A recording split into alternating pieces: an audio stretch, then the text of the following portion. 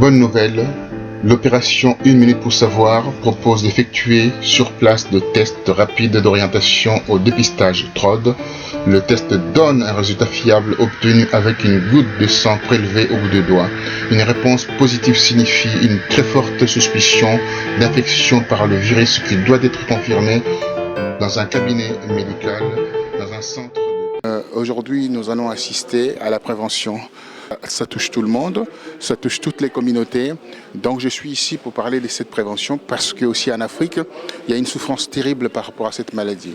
Les gens souffrent, les gens font des relations sexuelles sans se protéger et bien entendu se trouvent avec des risques augmentants. Bien sûr, en Afrique, on peut observer que le sida a peut-être stationné dans certains pays en Afrique, mais dans d'autres, il y a une progression fulgurante de cette maladie où les gens sont dans l'inconscience la plus totale.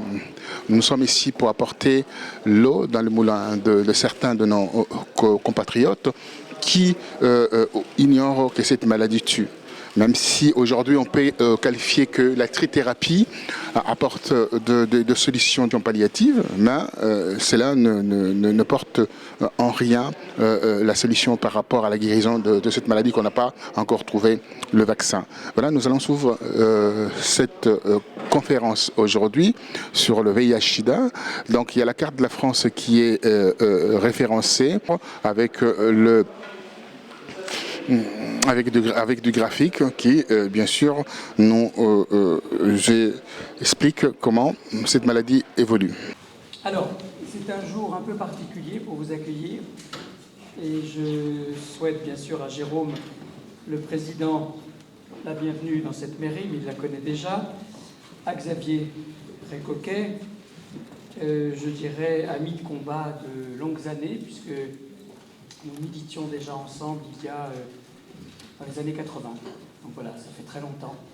Au début de l'épidémie, quand les uns les autres pensaient encore que c'était une épidémie comme une autre et qu'ils ne comprenaient pas les cris que nous envoyions parce que autour de nous, nos amis mouraient les uns après les autres. Voilà, les années 80, c'était ça. Les 83, 84, moi j'étais encore à San Francisco et c'était une hécatombe monstrueuse. Monstrueuse, ma grand-mère me disait que ça lui faisait penser un peu à la fin de la guerre de 14-18, où les hommes ne revenaient pas tellement il y avait eu de morts dans les tranchées. Et donc l'épidémie de sida, ce fut ça. Et il y avait évidemment ce tabou immense sur l'homosexualité, même si aujourd'hui encore il y a de vieux réflexes et des peurs et je dirais des superstitions sur des sujets pourtant qui devraient dans une ville comme Paris quand même avoir fait des progrès, mais ça n'est pas toujours le cas. Il y a encore beaucoup de bêtises autour des sexualités. Je salue Sandrine Fournier, la responsable du programme Prévention Gay du SIDAction. Je ne sais pas où est Sandrine. Elle est là. Bonjour Sandrine. Alain Sobel, je sais, retenu à l'ANRS chez Claude Evin. Je salue Didier Villard, qui est Villard, peut-être, qui n'a pas pu venir parce que du coup il est avec Claude Evin. Voilà. Il a des problèmes de train. Voilà, c'est une grève. Ensuite, le professeur Jean-Daniel Lelièvre, qui est là, je souhaite la bienvenue également, et Romain Mdiri-Bindi, qui est là, que j'avais aperçu tout à l'heure. Alors, c'est un jour de Conseil de Paris, c'est le deuxième jour, et c'est le jour où, tout à l'heure, je défendrai la délibération sur les subventions accordées au sida en Afrique, à la lutte contre le sida en Afrique. Donc cela montre bien que depuis de longues années, et c'est une question de volonté politique, la ville de Paris avait décidé de soutenir la lutte contre le sida, mais non seulement par la prévention, comme vous le voyez régulièrement, par le soutien aux associations. Plus modestement, dans le 4e, on a un lieu formidable et très actif qui est le kiosque InfoSida. On a également un centre médical important qui est le Figuier. Et puis nous avons régulièrement avec les associations, que ce soit elles, des actions de prévention près des bars, près des lieux de rencontre et dans le quartier de façon très ouverte. Donc, continuons à lutter, et je vous félicite de cela, contre les préjugés qui sont souvent la cause des contaminations, l'ignorance, la peur. Et vous savez, c'est très frappant de voir aujourd'hui que la jeunesse que l'on rencontre au refuge, par exemple, sont pour la plupart des jeunes qui comprennent, dans le sens étymologique, prendre avec, qui comprennent la position de leurs parents de les exclure, en disant « mais nos pauvres parents, ça doit être difficile d'avoir un fils ou une fille homosexuelle ». Et nous sommes en 2014, donc vous voyez que le chemin de l'information, le chemin de l'éducation, le chemin de l'école, le chemin des parents, et puis on a eu une année évidemment monstrueuse, avec malheureusement dans les manifestations, et c'est le droit de chacun d'être opposé à une loi, mais d'avoir entendu et d'avoir lu des mots aussi blessants pour nous homosexuels, c'est quelque chose qu'on ne peut pas pardonner si facilement. Non seulement parce qu'individuellement, ce sont des blessures pour les personnes, et que la dignité est la même pour chacun, mais que surtout on a fait reculer beaucoup de mentalités, on a fait reculer beaucoup de choses qui avaient été des progrès auprès des jeunes en particulier. Voilà, donc moi j'en appelle à ce qu'on continue un travail d'explication, de tolérance, d'ouverture, et de nous méfier aussi de ces formules un peu à l'emporte-pièce des uns contre les autres. Soyons plus attentifs, et le travail que vous faites et cette réunion d'aujourd'hui est très importante parce que vous touchez à l'invisible. Et l'invisible, c'est en général ceux qui souffrent le plus, parce qu'en effet, il n'y a pas les mots, il n'y a pas le contact, il n'y a pas l'échange, et on sait bien que s'il y a encore des contaminations et qu'elles augmentent, c'est parce que c'est un grand non-dit et que les tabous sont encore là. Voilà, je ne vais pas être plus long, je vous souhaite vraiment une très très bonne réunion. Je suis très impressionné par la diversité des personnes qui sont là, par vos engagements. Et quelles que soient les raisons qui vous amènent ici, en tout cas, vous faites un travail formidable. Et moi, je retourne au Conseil de Paris, parce que mon devoir est de voter les subventions dont on a besoin aussi, pour ceux qui sont invisibles. Et je voudrais aussi ajouter qu'on ne peut pas rester... Je lisais sur les réseaux sociaux les commentaires au sujet de ce jeune, d'ailleurs, dont aucun média ne donne le prénom. On le qualifie de Rome, qui a été lynché. On ne peut pas, en République, être lynché. On ne peut pas justifier, parce qu'en effet, il est un voleur et un récidiviste, et donc un voyou, que des personnes fassent justice elles-mêmes et qu'elles deviennent, elles, des meurtriers. Je voudrais bien qu'on explique comment, face à un voleur, on pourrait justifier d'être un meurtrier en lynchant quelqu'un qu'on veut absolument mettre à mort. Donc ça, en 2014, c'est inacceptable aussi. Et je crois que tous nos combats se rejoignent. Voilà, très bonne réunion et à bientôt. Merci beaucoup, François. Alors, je vous parlerai peu de finances, sinon pour rappeler effectivement que SIDAction soutient les actions de prévention d'HF depuis 2008, dans le cadre de son appel à projet Prévention Gay, qui est un appel à projet qui dédie chaque année 300 000 € spécifiquement pour les actions de prévention en direction des hommes ayant des relations sexuelles avec des hommes, un appel à projet abondé par le fonds de dotation Pierre Berger. Et je regardais là le détail des résultats de 2013 pour ces actions. En réalité, sur la vingtaine de projets financés, une dizaine inclut des actions de prévention sur les lieux de rencontres extérieures. Alors, les besoins sont considérables, vous le voyez bien sur ces cartes. On finance, je vais peut-être en oublier, mais donc je m'excuse pour ceux que j'oublie. On finance par exemple les actions de l'ADIS, de la station ADIS à Calais, Boulogne, Dunkerque. On finance aussi les actions de la délégation de SIDA Info Service à Lille et à Nantes, toujours sur des lieux de rencontres extérieures, c'est-à-dire forêt, parking, autoroute, etc. J'ai en tête Entraide SIDA Limousin qui agit à Limoges, Aiuto Corso, qui, comme son nom l'indique, est sur le territoire corse. Beaucoup d'autres encore, l'ARPS sur l'île de la Réunion, je les salue, ils sont là. Le GAGL à Orléans, ils sont là également, salut le GAGL. Et beaucoup d'autres. Action Santé Alternative du Bassin Cannois, Didier devait être avec nous aujourd'hui, il n'a pas pu venir, qui est lui sur Cannes et Nice.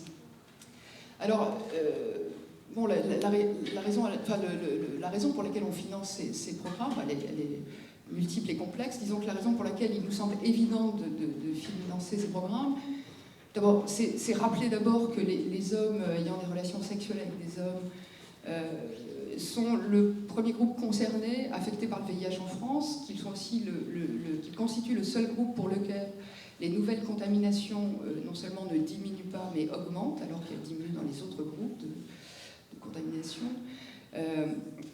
Alors derrière ce sigle-là, imprononçable, HSH, sigle de santé publique, évidemment existe une grande diversité de réalités, de situations, de parcours, une grande diversité de sous-groupes, de sous-cultures, qui évidemment n'ont pas forcément la même relation ni au risque, ni les mêmes représentations vis-à-vis du VIH. Et aujourd'hui, être un acteur de prévention efficace, c'est, je crois, en grande partie bien connaître ces différentes réalités, bien connaître les publics auxquels on s'adresse, parce que vous comprenez bien qu'on ne racontera pas la même chose à un jeune gars de 18 ans et demi qui, après tout, bon, c'est pas grave, je veux bien avoir une relation non protégée avec ce jeune gars parce qu'il est tellement beau, il est tellement propre sur lui, et puis après tout, le sida, c'est une maladie de vieux, et on ne se sent pas tellement concerné, qu'avec un autre homme de 60 ans, qui lui a sans doute perdu beaucoup d'amis, vu son âge, qui est dans une situation dans laquelle, après tout, accepter une relation non protégée, finalement, la perspective de vieillir, c'est pas très sexy. Et si accepter une relation non protégée, c'est vivre une relation qu'on a envie de vivre, ma foi, bon, voilà. On voit bien qu'on a autant de parcours, autant d'individualités, autant de contextes différents. Et c'est non seulement connaître ces réalités, mais aussi évidemment connaître les lieux de sociabilité des personnes concernées, et en particulier être capable d'aller sur les lieux dans lesquels se rencontrent des gens qui ne viendraient pas à la prévention par eux-mêmes, qui échappent pour certains au message de prévention, qui ne se rendraient pas en CDAG pour être dépistés. Alors, on a la chance en France de disposer quand même de beaucoup de données qui nous permettent de mieux connaître un certain nombre de sous-groupes, parmi les populations les plus exposées, les plus concernées. Mais justement, ou précisément, une partie des hommes qui fréquentent ces lieux de rencontres extérieures sont des hommes qui, au fond, échappent à ces enquêtes, pour lesquelles on ne sait pas grand-chose, parce que pour certains d'entre eux, ne se définissant pas ni d'ailleurs comme gays ou bisexuels, au fond, ils ne répondent pas à ces enquêtes. On ne sait pas quelle part ils représentent, au fond, parmi les personnes, les 42% de HSH nouvellement contaminés en 2012. On ne sait donc, à vrai dire, pas grand-chose d'eux, et ces actions de prévention sont sans doute les seules actions qui nous permettent à la fois d'aller à leur rencontre, à leur écoute, de leur proposer un test de dépistage quand un homme marié aura bien des difficultés à demander une prescription tout simplement à son médecin pour un test, parce que vraisemblablement il suit également son épouse, quand il ne voudra pas être vu dans le CDAG de la ville dans laquelle il habite, quand transporter des capotes sur lui pose problème à la maison, consulter un site internet sur lequel il pourra trouver de l'information est difficile, ramener une brochure encore moins envisageable, etc., etc. On a là effectivement ce groupe des HSH qui, à ma connaissance, et qui ne peut être au fond touché, écouté, rencontré qu'au travers de ces différentes actions, et c'est pour ça que c'est très très important de les financer. Et ce qui reste à l'heure actuelle un problème majeur, et d'où l'importance d'avoir des associations qui font du dépistage, c'est ici le gap que vous avez entre les patients qui vont être diagnostiqués et ceux qui arrivent aux soins. Parce que diagnostiquer quelqu'un, c'est assez simple, faire un test de dépistage, vous allez voir votre médecin, ou comme aux États-Unis, vous avez des autodépistages qui sont disponibles. Une fois que vous êtes dépisté, le but, c'est vraiment que vous alliez dans le soin et qu'ensuite, on vous donne un traitement efficace. C'est pas simplement de s'arrêter ici.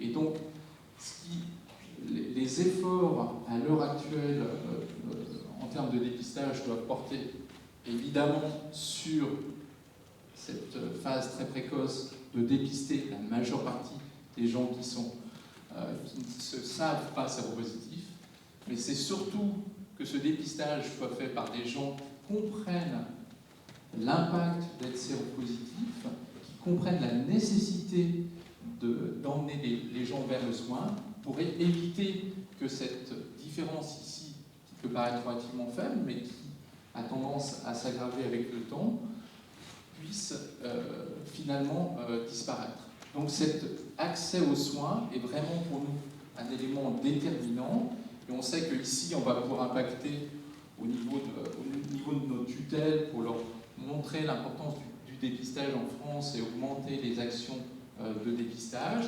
Ici on va pouvoir améliorer avec l'amélioration des traitements antirétroviraux la prise en charge. Il y a vraiment ce gap là ici, et il faut vraiment faire comprendre aux gens qui sont dépistés l'intérêt d'aller vers le soin, et pour ça le travail avec les associations quand on est médecin est absolument indispensable. Alors, ce qu'il faut retenir, c'est que nous faisons, nous avons demandé à tous les intervenants d'Afrique à venir que le dépistage n'est pas le diagnostic. Ça, c'est quelque chose de fondamental. Le dépistage n'est pas le diagnostic. 2, au niveau du vocabulaire. Bon, là, tout à l'heure, on m'a demandé de dire qu'on va donner un positif vers les soins. Chez nous, ce mot positif, il est prohibé. On ne parle jamais de positif. On parle de tests réactifs et non réactifs. Et quand la personne vient dans le, comment on appelle ça, pendant l'entretien, on lui dit 2 choses. D'abord, on lui dit s'expliquer ce que signifie un test réactif. Et c'est pour montrer ceux qui ne sont pas des charlatans. On lui dit que dans ce test ici, notre test, et que ce que nous venons de faire, a mis en évidence des anticorps anti-VIH. Et que nous allons les référer devant nos médecins de passage des hôpitaux partenaires, nous n'en avons pas beaucoup, il y en a 4, pour que les médecins puissent voir si le virus dort ou ne dort pas. C'est ce qu'on a, puisque c'était pour éviter toute cette confusion-là, non, pour faire le test, donc il faut aller le faire vérifier, je ne sais pas, ainsi de suite, et puis nous, on a constaté que là, ça a montré au fait comme si on était des charlatans, comme si on ne savait pas ce qu'on était en train de faire. Si vous dites que vous allez faire 1000 fois encore vérifier et recontrôler, donc on a trouvé cette façon très simple pour expliquer les personnes comment c'est que c'est un test réactif ou non réactif. On a rencontré il y a 2-3 ans, quand on a envisagé de faire du test rapide, on a envisagé effectivement un partenariat avec une structure qui s'appelle Active Santé, que beaucoup d'entre vous doivent connaître, puisque effectivement Active Santé donc, est une association de personnes vivant avec le VIH, et pour nous, on avait le pressentiment à l'époque que sur les lieux de rencontre extérieurs, il y avait effectivement des personnes qui s'ignoraient, parce qu'on est encore une fois sur des gens qui se définissent comme étant hétérosexuels, pouvant être mariés avec hommes, femmes, enfants, etc. Et du coup, on pressentait qu'il y avait effectivement beaucoup de positifs. Ça ne nous a pas fait mentir, puisque plus de 5% sont nouvellement positifs chaque année sur les dépistages HF Prévention. Et très rapidement, on a souhaité s'associer il y a 2 ans avec un vrai partenariat fort, puisqu'effectivement nos structures ont des administrateurs communs qui ont été échangés, et effectivement donc, ça a permis à HF Prévention d'avoir un partenaire de qualité qui est Active Santé, et dont je vous présente donc Xavier Ricotet pour que certains connaissent, et qui va nous parler justement des avancées thérapeutiques, parce que c'est vrai que pour nous, aujourd'hui, on n'annonce plus aux gens qui vont mourir, on va plutôt leur annoncer même qu'ils vont vivre, et c'est vrai qu'avec des médicaments en une seule prise, on n'est plus dans des médicaments où on va avoir 50 prises, 50 médicaments, là on va être dans une seule prise, avec peu d'effets secondaires, et du coup, mais il y a quand même un vrai intérêt à ce que Active Santé aussi, sur l'aspect social, puisse les prendre en charge. Merci Jérôme. Oui, donc vous l'avez vu avec Romain tout à l'heure, et avec le professeur Lelièvre, là où on intervient, c'est une fois que la personne est diagnostiquée. Et ça, je dirais, il faut plusieurs intervenants dans chacune des communautés pour parler le langage. Et surtout, vous l'avez vu, le ticket de métro, c'est un petit détail, qui fait que ça fait la différence entre une personne qui est prise en charge ou pas prise en charge. Et ça, seules les personnes qui sont sur le terrain, dans les différentes communautés, elles peuvent, repérer. C'est pas les médecins qui vont repérer les problèmes de ticket de métro, ils sont à un autre niveau. Donc ça, c'est très important qu'il y ait un soutien des pouvoirs publics et des actions sur ces associations pour qu'elles puissent aller repérer l'ensemble des phénomènes. Il y a le ticket de métro, il y a plein d'autres choses, suivant les communautés, qui vont permettre aux associations d'agir de manière à ce que la personne puisse être prise en charge. Et puis, une fois qu'elle est prise en charge, ce n'est pas tout à fait fini.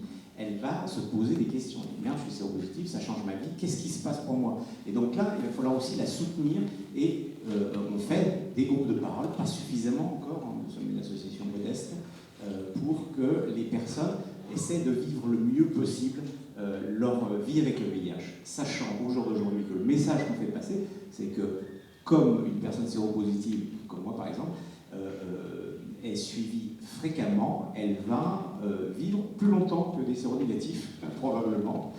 Voilà, donc c'est une donnée intéressante.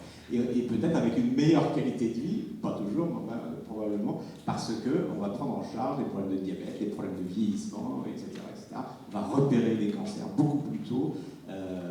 Il y a énormément de choses qu'on peut améliorer. Alors c'est intéressant parce que c'est aussi un modèle universel de problème, ou en tout cas à universaliser de prise en charge, c'est-à-dire qu'on fait passer, nous, associations, communautaires ou pas, aux généralistes, on fait passer des messages sur se prendre en charge. Et se soigner, c'est toujours une démarche difficile, quel que soit l'âge, et bien se soigner et avoir un bon parcours de soins, c'est mieux pour la personne, mais c'est mieux au niveau collectif pour un jour envisager la fin de l'épidémie et puis aussi améliorer la santé globale. Donc ça, c'est l'aspect, c'est ce premier aspect. Le deuxième aspect, c'est sur l'espoir que nous avons dans les nouvelles molécules, dans les nouvelles stratégies thérapeutiques. Alors, président Jérôme André. Voilà, président d'HF Prévention. Alors, dites-nous, comment vous faites par rapport à ces tests, le dépistage-là? L'idée est venue comment? Alors l'idée, elle est venue tout simplement parce que ça a été proposé par le ministère. Tout simplement, nous, on était habitués à faire de la prévention sur les lieux de rencontre extérieurs. Et là, en fin de compte, on a été beaucoup plus loin avec les lieux de rencontre extérieurs, mais en milieu ouvert, c'est-à-dire les universités, les centres commerciaux où il y a de la consommation sexuelle. Donc ce qu'on a été habitué à faire en lieu de rencontre extérieure, on l'a proposé en fin de compte en dépistage, aussi sur ces lieux qui sont des lieux de consommation extérieure, mais en fin de compte en université et en centres commerciaux. Alors, qu'est-ce qu'on peut trouver comme catégorie des gens qui sont beaucoup plus, les gens à risque, qui sont des gens à risque? Parce qu'on ne les connaît pas. Les gens à risque sont ce que nous on appelle les publics invisibles. Invisibles pourquoi? Parce que ce sont des pères de famille. Ce sont des pères de famille qui vont avoir des pulsions sexuelles pour avoir des relations avec d'autres hommes. Ça va être par exemple des mères de famille qui sont en situation de prostitution parce que aujourd'hui la crise, ça fait que les gens ils ont besoin de manger aussi. Et donc du coup ils vont être en situation de prostitution. C'est des gens, quand on est père de famille, marié, femme, enfant, on ne va pas forcément faire du dépistage parce qu'on ne va pas forcément non plus se protéger parce qu'on est avec sa femme et qu'on ne met pas le préservatif depuis des années. Donc c'est des gens qui du coup ont oublié la prévention et c'est eux qui sont le plus à risque. Ils sont plus à risque. Alors les jeunes, on parle des jeunes, il y a des adolescents qui sont aussi dans l'activité sexuelle. Comment faites-vous pour approcher ces jeunes? Alors nous, donc ces jeunes, on les profile, c'est-à-dire qu'on arrive à se rendre compte qu'effectivement ils vont être en situation de prostitution, ça va être des jeunes HSH, des jeunes gays, et donc on va vers eux et on va leur proposer, nous on est vraiment une association qui allons vers les gens, à leur rencontre, un peu comme Romain d'Afrique à venir, on va vers les gens, dans leur lieu de vie, dans leur lieu où ils ont aussi de la consommation sexuelle, et donc on va discuter avec eux. Ah, vous allez discuter avec eux. Alors au niveau de budget, vous avez un budget parce que là, vous faites presque, on voit le tableau, hein, le fromage, le panel assez important. Île-de-France, 619... Voilà, 619 lieux de rencontre extérieure. Malheureusement, nous on est une petite association, donc on va s'occuper d'une vingtaine de lieux en Île-de-France, pas plus. Mais on dit qu'effectivement, voilà, il y en a 619 où on ne peut pas intervenir et où il faudrait qu'il y ait d'autres forces vives, d'autres associations pour venir faire le travail aussi. Alors, comment on peut faire quand vous faites le test là? Avant, on mettait 2 semaines l'ELISA pour voir si vous êtes alors, comment vous faites en 30 minutes? Alors maintenant, en une minute, on est capable de dire aux gens s'ils sont séropositifs ou non grâce au test INSTI. On va effectivement prendre du sang, mélanger dans 3 réactifs et donner un résultat positif ou négatif, et tout ça en 1 minute. C'est comme on trouve avec la drogue alors. C'est exactement ça, sauf que là c'est pour le VIH, et donc il arrive bientôt donc les autotests, où les gens vont avoir les autotests directement chez eux. Donc là ils pourront acheter ça en pharmacie ou le trouver dans des associations et pouvoir donc le faire aussi chez eux. Là vous allez vous diriger après, quand vous faites l'autotest, après vous dirigez vers des centres prophylactiques pour... Exactement, donc l'idée c'est effectivement que les gens puissent se tester, découvrir leur séropositivité ou non et pouvoir ensuite aller vers le soin. Merci à vous. Hein. Merci beaucoup.